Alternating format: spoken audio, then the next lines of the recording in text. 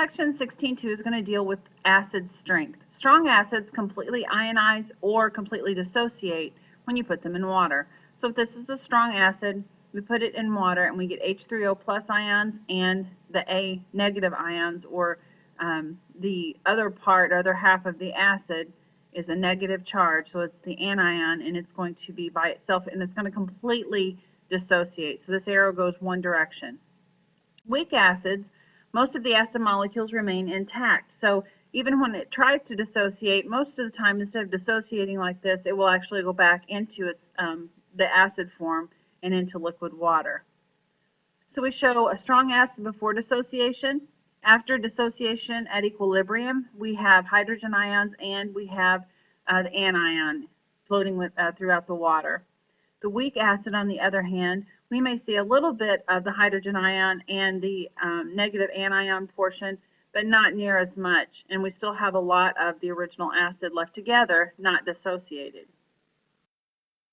A strong acid acts as a relatively weak conjugate base, and this is important to remember because if we have very strong acids, its conjugate base is very weak. If we have a very weak acid, its conjugate base is very strong.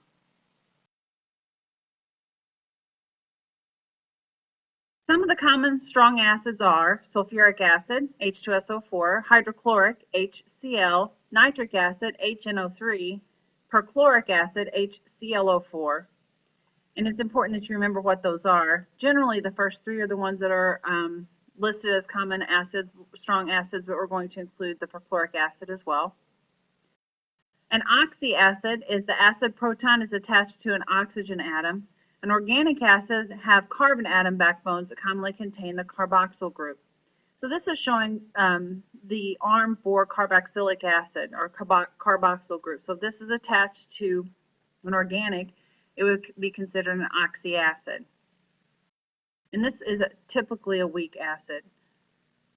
Let's go ahead and take a look at this table. This is ways to describe acid strength. So when we're looking at a strong acid versus a weak acid, if we look at the ability to dissociate or ionize, the strong acid tends to go toward dissociation, complete dissociation or ionization, where the weak acid doesn't go toward dissociation. So the reverse reaction of it staying as a compound instead of breaking up into its ions is the way that the weak acids will react.